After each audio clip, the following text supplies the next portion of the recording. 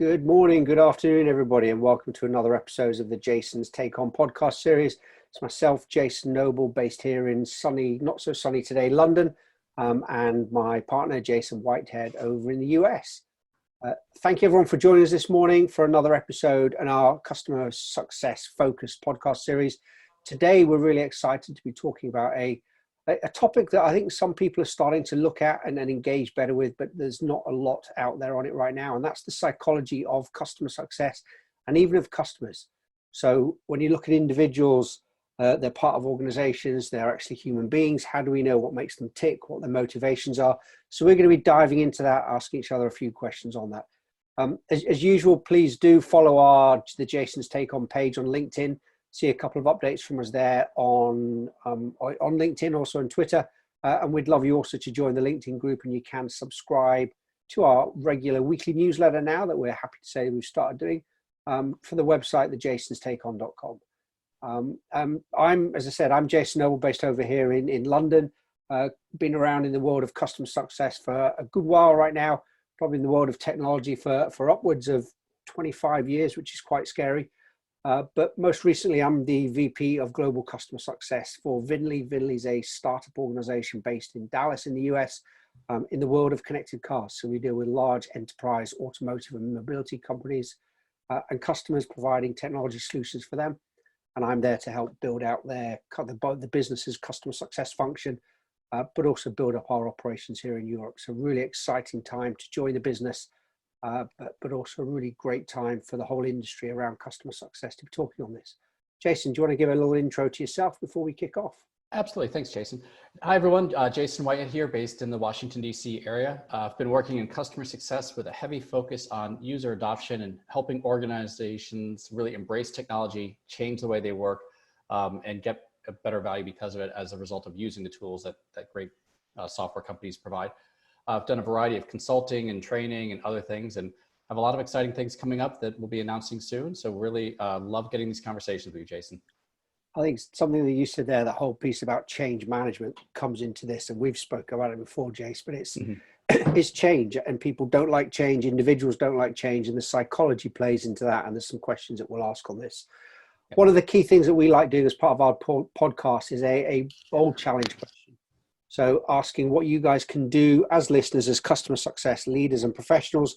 What bold challenge can you do? What bold action can you do that can change the way you think and deliver customer success? So the bold challenge question this week or this month is, what bold action can you take to apply psychological insights to improve how you engage with your customers and your co-workers? So please have a think about that. Do let us know in the LinkedIn group. Come back with any comments on the podcast. Awesome. Great. So Jason, let's just kick this off here. Why are we talking about this topic, and why is this so important? Well, besides you and I think it's an interesting one to talk about, which it absolutely is. And I think there's been a lot of beginning to be kind of a lot of momentum around this. And what do we mean when we look at kind of the supplier, vendor, partner side of things and individuals? And I think you've got to look at one of the big things here is motivations. And there are different motivations for suppliers, for vendors, for partners, and for individuals. And you've also got your own motivations and your own way of working. So you've got to look at that side of it. There are, as I said in the introduction, there are some big differences between individual motivations and organizational motivations. And when people work together in groups, the group dynamics impact how their motivations work and how they work with each other. When you expand that to work with larger groups, with vendors and suppliers, that changes there. So there's a lot of different dynamics that start coming into it there. I think when you look at working with many individuals, and ultimately any company is made up of just individuals, and every individual is different. Everybody has their own approach to work, their own approach to life, their own understanding of what work-life balance is. They've got their own motivations, their own personal circumstances at home. And it's so important to understand that more and how you can be more wary of it and help empathize with them on that. I think when we deal with customers and stakeholders, as partners and vendors, everybody's got different priorities. So the guys that are the users of your technology, up to the people that are the ultimate stakeholders and doing the sign-off, they've got different priorities and different motivations again, and different incentives. Mm-hmm. You know, the ultimate stakeholder that signed it off, it might be a bonus that they receive if this project is successful and drives more value for the organization, ultimately they'll be looking at the profit of the business and the impact of the project on that profit. But as individuals within the team, it may be that you've got more granular goals and incentivized around that. So there may be customer related metrics there. So how are the different people incentivized, and what does it mean for someone to be successful around that? I think when we say you've got different types of people, there are different types of engagement models that work with different people. There's the well-known Myers-Briggs personality types. So you've got to look at your different customer profiles, your different customer personnel types. And then you've got customer personas. Who are the customers you're dealing with? Is there a standard ideal customer persona for that individual person you're dealing with, as well as the individual organization? And what does it mean for that individual there? And I think you've also got to help your customer success managers who come in at different levels, from graduates to more seasoned professionals that have been in the industry for a long time, like yourself and I, Jason. Yep. But how can they better engage with different levels of customers? And how do they interact differently with executives? What are the different touch points and trigger points that they should look at there? So I think there's a whole variety of different reasons here, and each of these in their own right, you could break off into them separate conversations, and maybe that's something what we do in the future. But I think it's absolutely worth a conversation for us to understand this. Absolutely. So a question I'm going to kind of throw back to you, Jason. This is fairly a big one. So how can you use customer and individual personas to change how you engage with customers, and how do you look at different engagement models?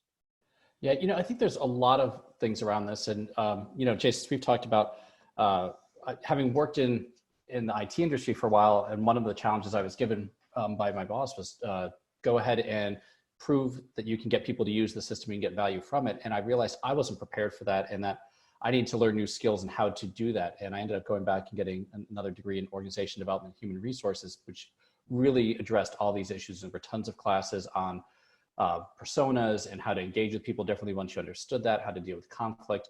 And one, getting that knowledge is important, but then learning how you can apply it in a work context is super important, and really opened up a lot of avenues to me that I never had before in my career. And I think there's a lot of things that you can do around that, and I'll share some throughout this episode.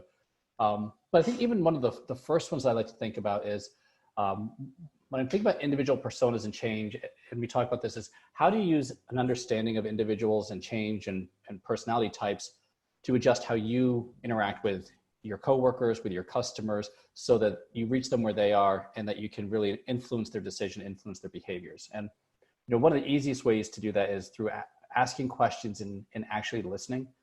And I think a lot of people, when they go and ask questions, they're really just trying to figure out what are the facts of the situation and how can they identify this really quick piece of information as quickly as possible. And I sort of take a different approach in that. And I start to think through, why am I asking some of the questions I'm asking? And there's usually one of four reasons. And one of the first ones is, I really am just trying to gather information I don't have, and I need to understand a process or considerations or what the needs are, what's going on. But I'm also looking to understand, when I ask the same question of multiple people, where are the areas of agreement and disagreement across the organization? Where do different perspectives and different individuals in my customers' organizations think differently or have different perspectives? And what does that say about how I'm going to reach those different people? Or if there's a bigger issue here than the facts, quote unquote, of the situation. So really looking for those agreements is a great way to use questions to understand at a more personal level your customers. But the other thing that I really love about asking good questions and listening skills is when I'm asking questions, I'm trying to learn how the people think and what are their views on the world. And I do this to try and so I learn how to reach them. And listening to the answers teaches me how to engage with them in a way that will resonate with them. So, part of the reason here is really to understand what's going to work with you. And, I kind of often talk about the example, it's kind of like playing poker. When you play poker, you can play the people or you can play the cards. And, the cards are what they are. They're not going to change. So your really only way forward is to really think about, how am I going to play this person? I love that idea. How do I bluff? Do I not bluff? What are the tells? What are my tells? What are their tells? What does that need to look like? So really, by paying attention to people, you learn how you can adjust to reach them. So, like I say, and you mentioned this with Myers-Briggs, when I understand some insights that if people are thinking or feeling, or if they're more structured and serious, more open and seat of their pants, I'm going to position things differently, and I'll work towards getting the same outcome, but I'll try and present it in a way that will most resonate with them. So I think it's really important that people really try to listen to people and ask questions in a way, because your customer and your coworkers, they will teach you how to engage with them if you're listening and paying attention.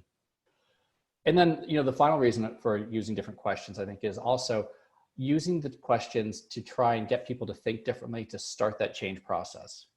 Get them to move past current assumptions, help them find new ways to look at things, and look for new possibilities. And this really breaks down resistance, and it opens them up to new approaches and new ways of working as a result of that. So many people, I've sat through so many meetings, I'm sure we all have, where it's like, oh goody, one more PowerPoint. Oh, that extra slide, this is the one that's going to make the difference. And I've yet to have any PowerPoint that has changed my life.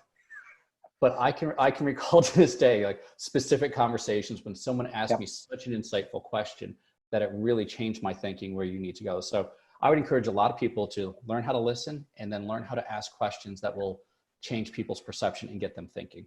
But what are your thoughts? I think that kind of point there about listening and asking the right questions is so critical. There's a lot that I've read about and kind of listened to. It's make sure you keep asking why, and dive into it. I think Simon Sheck talks about the 5 whys, where you go into, why do you want this? Why is it important? Why is it important to you? And by asking those whys, you can keep diving in until you really get to the crux of the problem. And it's a really interesting way of doing it. It can be an irritating way of questioning, so you've got to phrase it properly, where it's not like a little child just saying why. And I think, interesting, in addition to that, it's important not just to ask why. We through our work now have all been listening to a series of training videos by the Masterclass organization. There's some really great stuff up there. It's not all work related. And one that I've been listening to recently is by Christopher Voss, who's an ex-FBI negotiator who's written an awesome book. But he talks about this as well. He talks about the listening, the empathy, the understanding. But he says that when you ask why, it triggers a very deep emotional reaction, and quite a negative reaction at times. And the reason is, as kids, when we did something, our parents would be, why did you do that? Why did you do that? Now, I don't know how much truth there is in that, but it's an interesting view of thinking. And his view on it is that ask other questions. So ask questions that include how and what. So how would this have an impact on you? What did this do? It's a very different line of thought to just why. And it's very interesting. I think it opens up a whole other area of different discussions you can have with customers and colleagues. So really, like I say, the why is very important, but don't just solely use that, and start broadening it, and you can open up some really interesting conversations there. Definitely. And I've been reading his book as well too, and I'm about halfway through it, and it's fantastic. I really, it's given me a lot of insights of how to engage with customers differently. And obviously he's negotiating with some really bad people. Absolutely. Yeah. What is it? Never Split the Difference. The book is highly recommended. Yeah. Excellent. And even questions like, what would it look like if, can help shift thinking and get people to do that.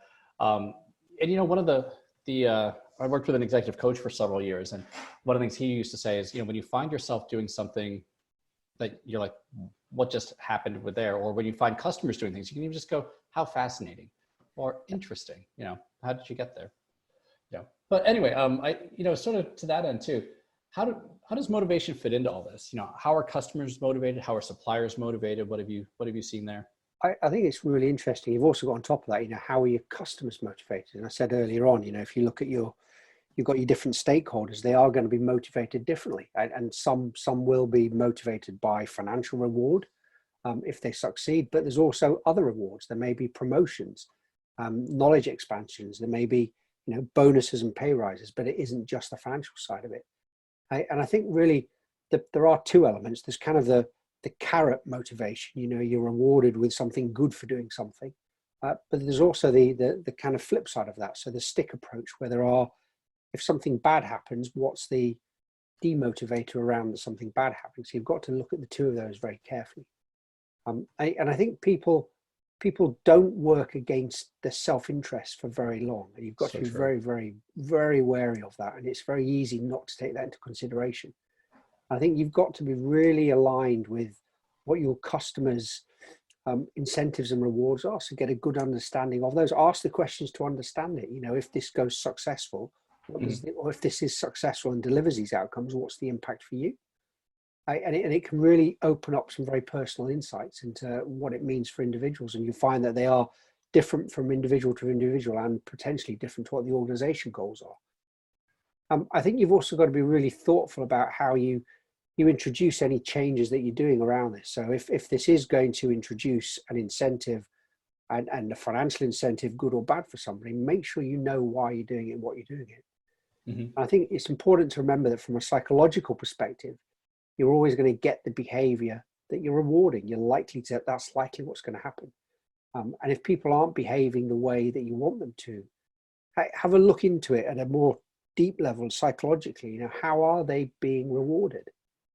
So what is it for them? I've said already, it's not just about the financial rewards and the cash rewards, but it might be around how their co-workers interact with them, the different levels of respect that they have with them. You know, that's so true. It makes me think of the movie Office Space, for those who've ever seen it. And, you know, there's a character in there that goes through a series of hijinks, as you would assume. But as he's explaining to the you know, efficiency consultants, like, look, I just don't want to be hassled. That's really my only motivation here. And I think for so many people, that's the case of, I just don't want to be hassled. You know, what's the bare minimum I need to do to get people to leave me alone? There's you know, that is how some people work. And you always get an organization, you get your leaders are out there doing things, but there are some people that just want steady state. And that's okay, but you've got to understand it. It's critical to understand those different types of personality. And I think to that point, you know, not everybody wants to be on a fast track career. Not everyone wants to move into leadership roles. There are some people that just want to come in, get the work done, and then go home and self-actualize outside of work. So for them, that balance between work and personal life is very important. So you've got to understand this.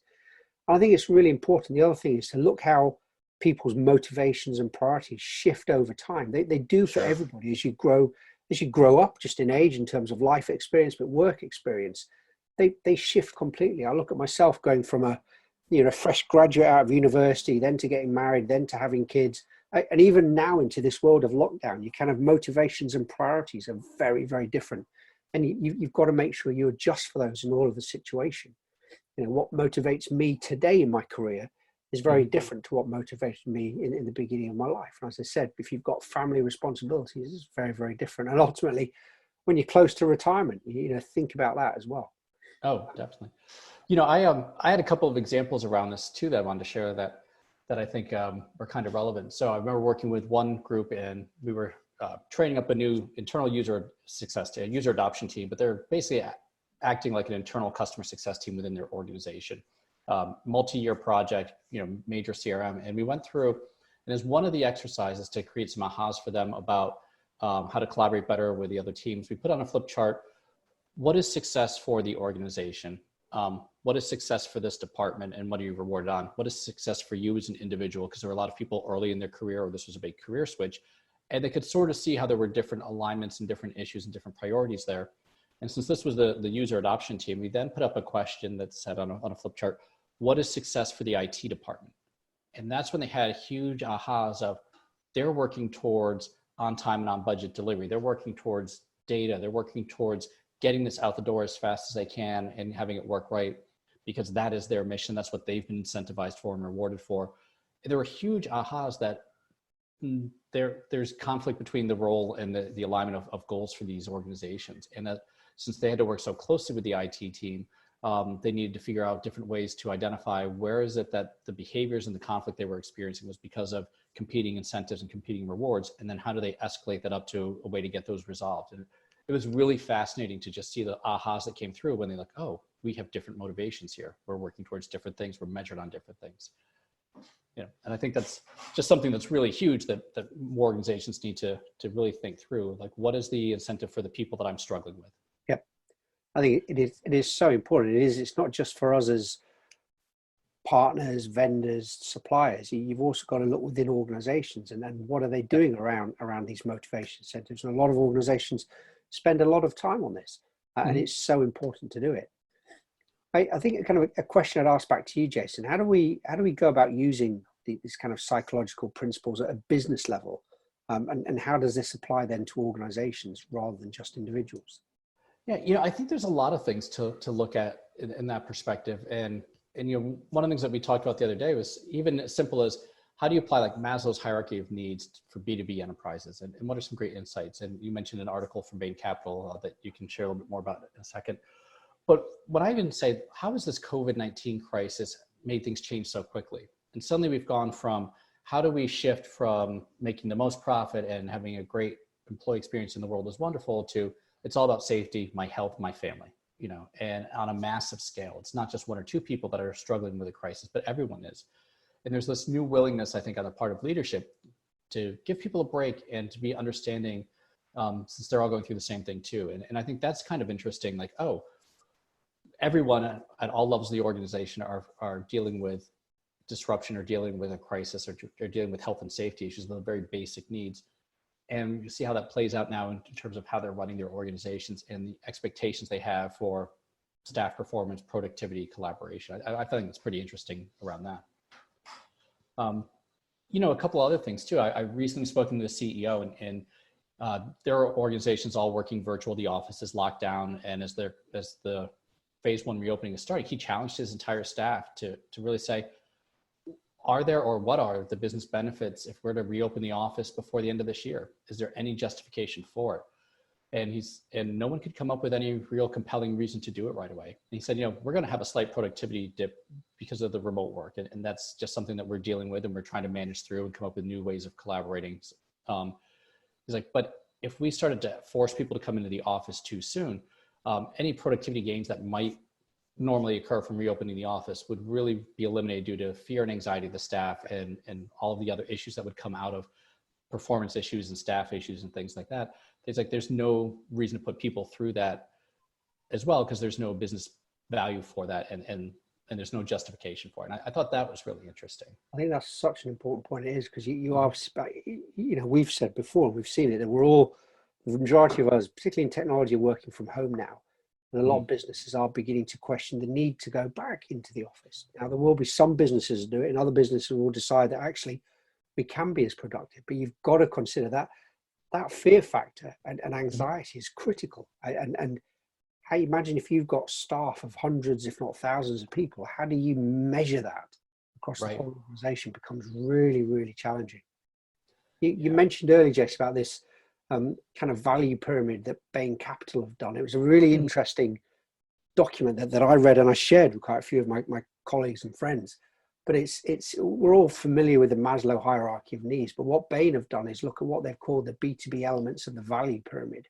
And they've organized, I think it's around 30 to 40 different types of value that B2B offerings provide customers through a pyramid with 5 different levels.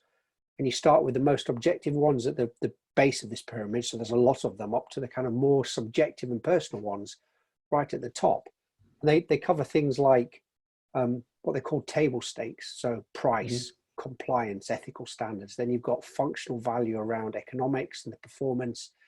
You've then got the ease of doing business value, which is a really interesting one. So things around strategic value, operational value, relationship, access, and productivity. And then you start getting down to these more subjective individual ones. So at the individual level, you look at career, you look at personal objectives and values, and ultimately the really big inspirational ones are around the whole purpose. So what's the vision? What social responsibility do we have? And it's been around for 2 years, this pyramid, but I hadn't seen it until only last month, sorry. But it really resonates so well because there's a lot of conversations around what value means for businesses. But people, I think, quite often are missing that interaction between the individuals and the groups of individuals in the business. And this really puts it nicely. We'll share a link on our Twitter and LinkedIn feed. I think it'll be a really good thing to do. Yeah, and we'll put the link in the description to this episode as well. Yeah, cool. A few things.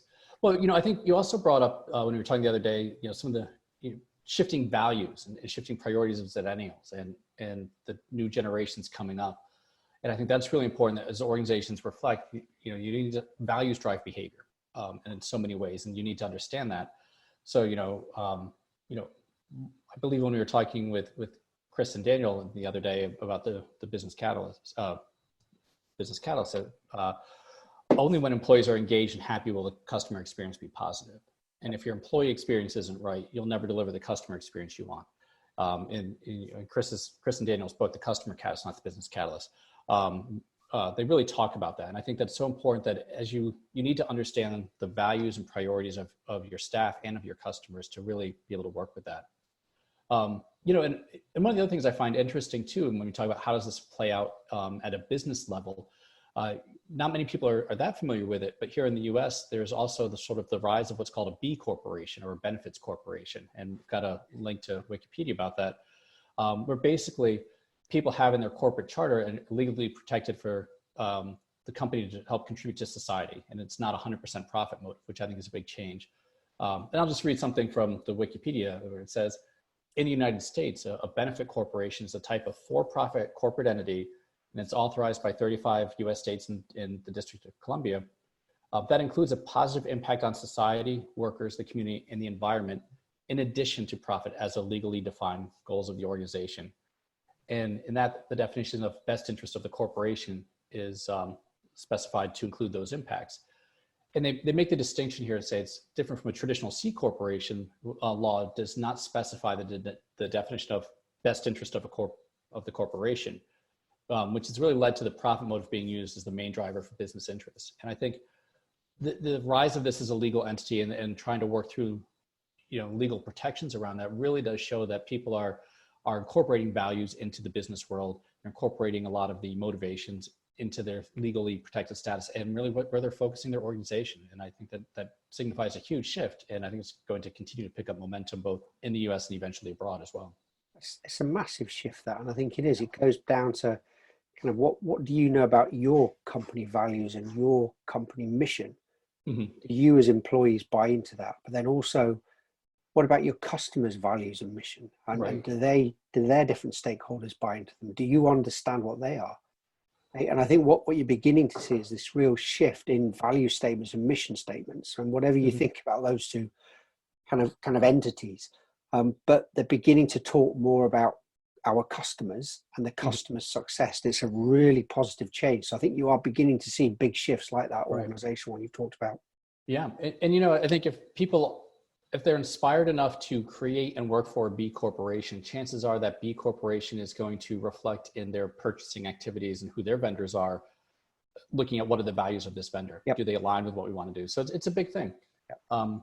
But Jason, you also brought up some points around emotional intelligence and how that factors in. What are your thoughts on that? It's a fascinating subject, this. And I think, again, it's something maybe we should do a separate podcast on this. But I think the whole idea around emotional intelligence is that it's about focusing on the most important part of our human minds, i.e. our emotions. Mm-hmm. And our emotions help us develop and motivate to take actions under different circumstances. And I was reading something the other day. There's a guy called Daniel Goleman who talks about the 5 main components of emotional intelligence. And I think they're so relevant to what we do in customer success and what I think already a lot of the professionals out there are already doing. But you've got the idea of self-awareness. So that's the ability to recognize and understand your personal mood, emotions, and drives. You've then got self-regulation, which is the ability to control and redirect any disruptive impulses and moods, and the propensity to suspend judgment to think before acting. And that's so important. You can imagine these challenging conversations with customers when the customers, there's a customer health score might be red, there's a real risk of churn. It's easy for the conversations to go negative, but you've got to step beyond that. And that self-regulation is really key to doing that. Then there's internal motivation. So this is a passion for work for internal reasons beyond money and status. So why am I doing this? What does saying I have a passion for customer success really mean? And it's a deep question. I think I learned many years ago, for me, it's about service. And I think I was brought up in an environment where service was very, very important, and it stayed with me. And I customer success for me is all about a service mentality. So there is a passion there that comes from something far deeper than just money and status. There's the fourth one then is empathy, and I think it's something that we talk about a lot. We know well in customer success, but it's also the ability to understand the emotional makeup of others. Our customers, our colleagues, our friends, our partners, and how to treat them according to their own emotional status and emotional state and emotional reactions. And that's really important. So it's understanding other people. And then you've got social skills. So that's the proficiency in how you manage relationships, both online relationships, kind of your social networks, but also physical relationships, and how you then build those networks up and have an ability to find common ground and build rapport. And I think that's so important. The other thing that I think is key to the whole emotional intelligence side is how you make sure your communications with your customers are super transparent. There's a great quote from Forbes that I read the other day saying transparency is the new normal. And it talks about 3 basic ideas about how it's key to propel authentic information about your products and services into your conversations and communications to avoid any future confusion. You also don't want to make fake or false commitments that set up a customer experience that ultimately is going to break the relationship and break trust. And the third thing is about knowing your brand. And by you knowing your brand, it helps you help your customers build and create brand efficiency. So there's a lot of really key things to play on over there. Any thoughts you'd have on that?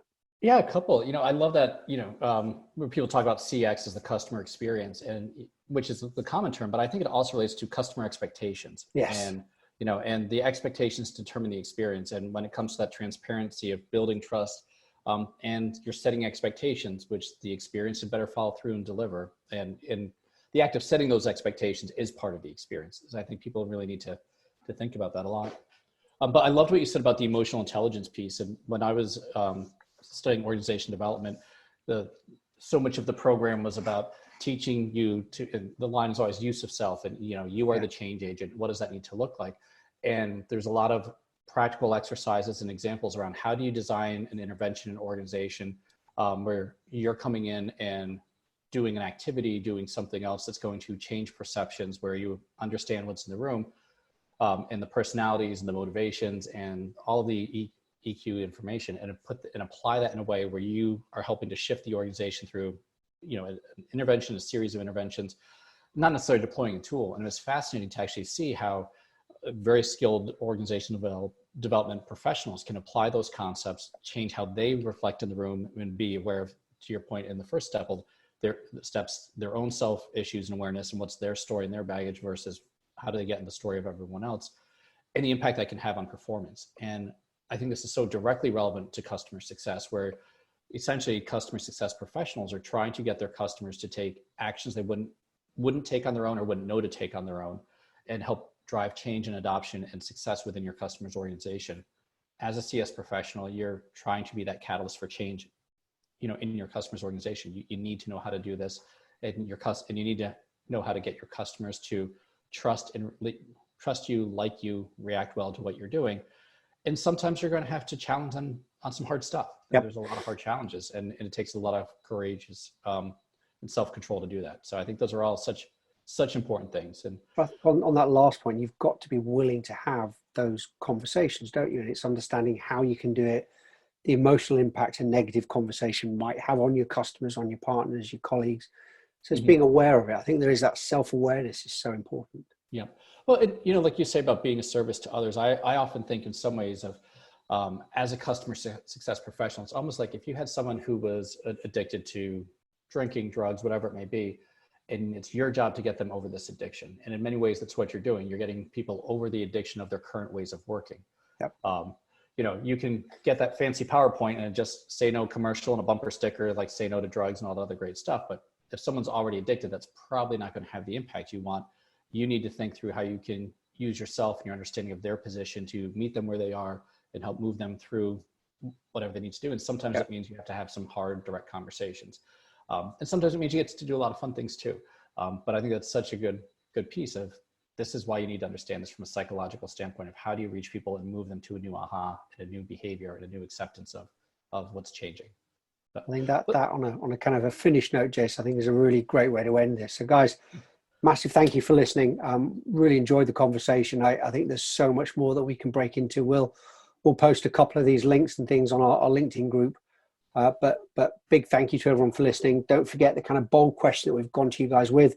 We'd love your feedback on is, what bold action can you take to apply psychological insights to improve how you engage with your customers and also your customers. So please do let us know that. But big thank you from me, Jason Noble. Great. Thank you from me, Jason Whitehead. This has been wonderful, and look forward to you joining us next time.